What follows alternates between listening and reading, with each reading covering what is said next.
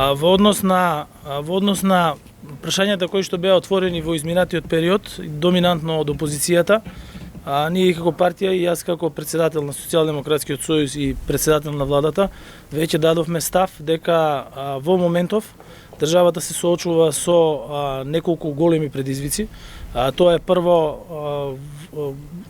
справувањето со здравствената криза, справувањето со енергетската криза, имавме исправување со топлинската криза во градот Скопје, а исто така имаме и отворено процес активен на разговори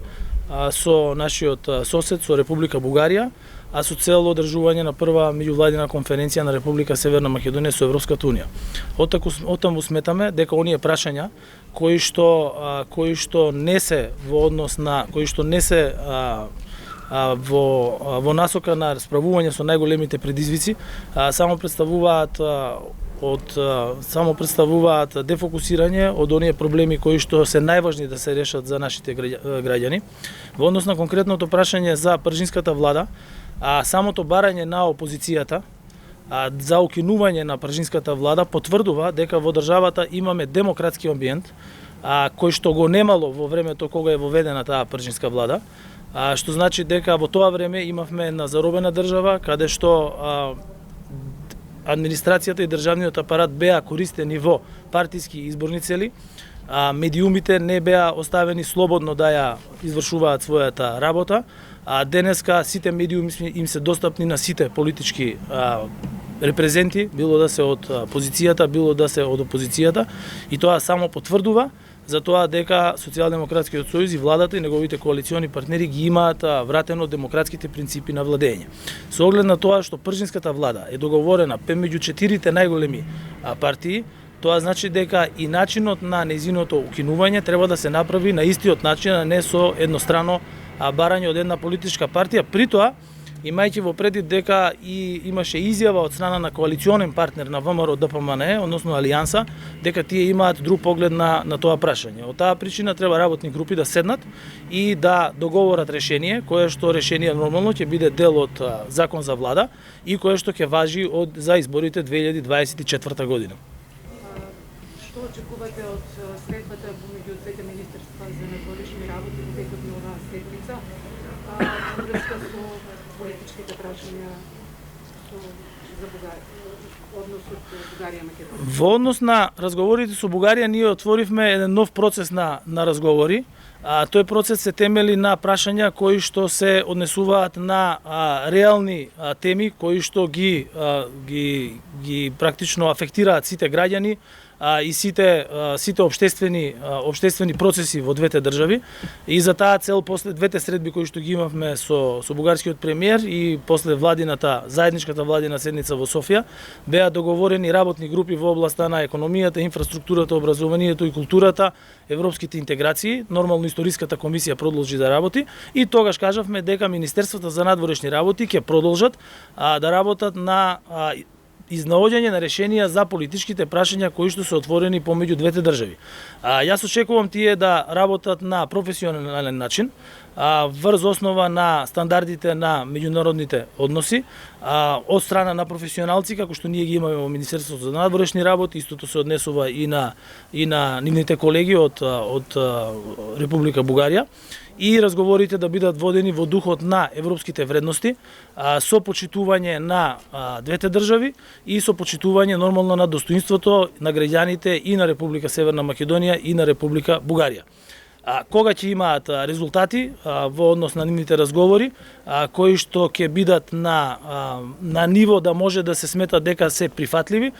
тогаш нормално дека и владите ќе ги разгледуваат, ќе бидат споделени и со јавноста низ процедура и со институциите кои што се задолжени согласно со закон и согласно со устав за низно разгледување и евентуално усвојување.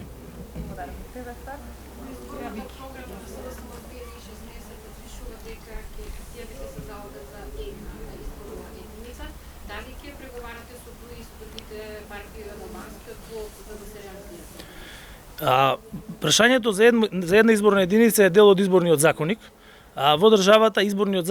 законник секогаш се носел со консензус во собранието. ние сме политичка партија која што прва го поддржа концептот на една изборна единица и преку тоа го поддржавме и барањето на помалите политички партии кои што се дел од коалицијата заедно со Социјалдемократскиот сојуз и дел од владината коалиција. Со тоа што нормално вие веќе видовте дека дел од политичките партии излегува со свое гледање на тоа како треба да изгледа изборниот модел. Јас имам свој личен став во однос на правење на изборни модели, а тоа е дека тие мора да бидат правени низ широка расправа преку работни групи, кои што работни групи ќе вклучуваат нормално представници на политичките партии,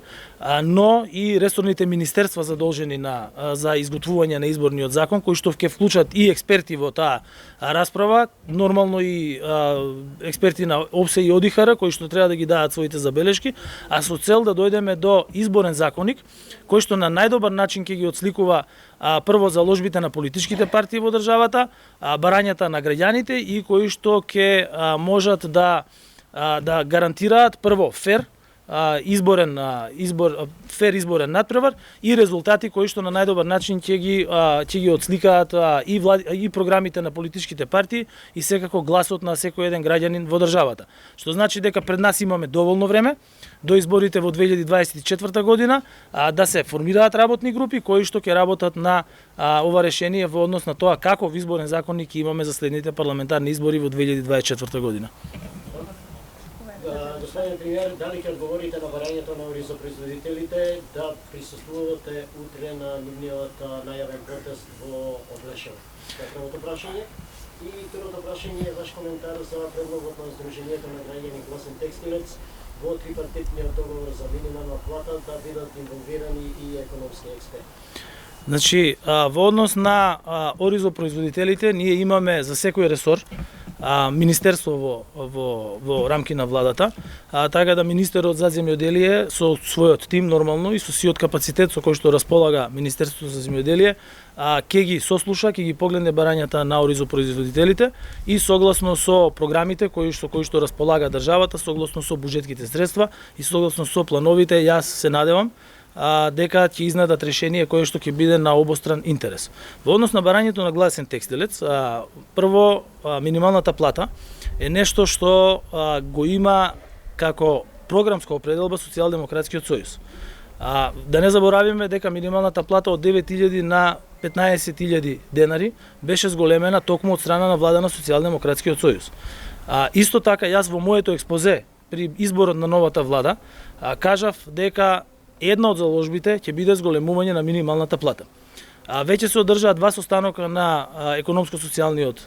диалог, во кој што учествуваат покрај представници на синдикатите, на работодавачите и представници на Министерството за финансии, на Министерството на вице-премиерот за координација на економските прашања и на други институции, вклучително и на Министерството за труд и социјална политика и советниците на премиерот кои што се економски експерти. За денес имаме закажано и седница на економскиот совет, кој што ја ќе ја водам, и исто така имаме закажано седница на економскиот социјалниот совет, на кој што јас исто лично ќе присуствувам, и се надевам дека заедно со синдикатите и со работодавачите ќе изнајдеме решение кое што ќе биде на задоволство на вработените, бидејќи јас во неколку наврати имам кажано дека јас сум на страната на вработените. Тоа јасно го кажав и при изгласувањето на законското решение за неделен неработен ден, бидејќи знаете дека во еден момент дел од работодавачите има поднесено поднесок за проценка на уставноста на тоа законско решение. Јас тогаш исто така дадов многу јасен став дека сум на страната на вработените. Секој вработен има право на недела неработен ден да го помине со своето семејство и тоа јасно го кажав веднаш истиот ден кога беше поднесено на состанок со управниот одбор на Стопанската комора на Македонија, каде што се договоривме низ разговор кој што ќе трае во наредните 30 дена да се најде решение кое што ќе биде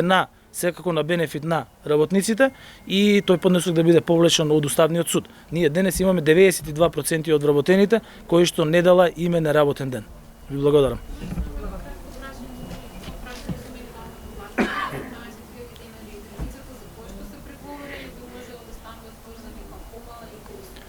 Јас сте приметиле никогаш не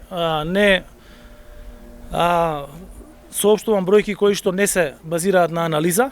и кои што не се договорени таму каде што треба да бидат договорени. Местото каде што тоа треба да биде кажано е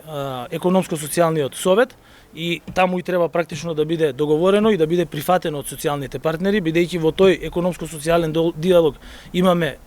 представници на работниците кои што заслужуваат да им се вреднува трудот, но тука се и работодавачите,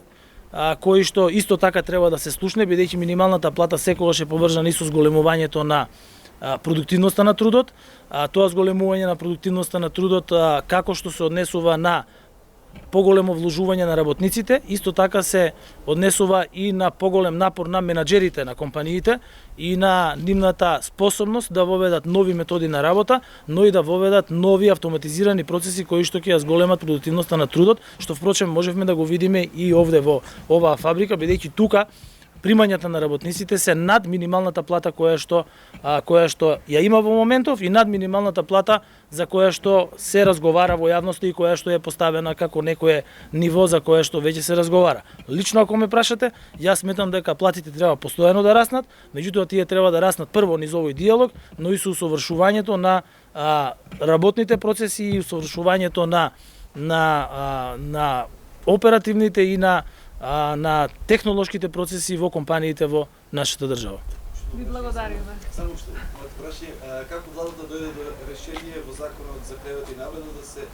казнува и негативното мислење и дали владата ќе го повлече овој закон, бидејќи правда се изјасни дека е грешка? Вчера видов коментари во однос на тоа законско решение. Тоа е во надлежност на Министерство за правда. Министерство за правда веднаш реагираше, инаку самото законско решение е донесено, предложено низ инклузивен и консултативен процес заедно со представници на ЗНМ и на други институции, исто како и Министерството за правда, кое што веќе го соопшти ставот, и јас се согласувам со тој став дека таа формулација не е добра и треба да се тргне, и таа формулација треба да биде променета или тргната низ разговор на Министерството за правда и другите актери кои што учествуваат во правењето на законот, и мислам дека тоа ќе се направи во најбрз можен рок. Ви благодариме, колеги, многу за вашето. Ви благодарам.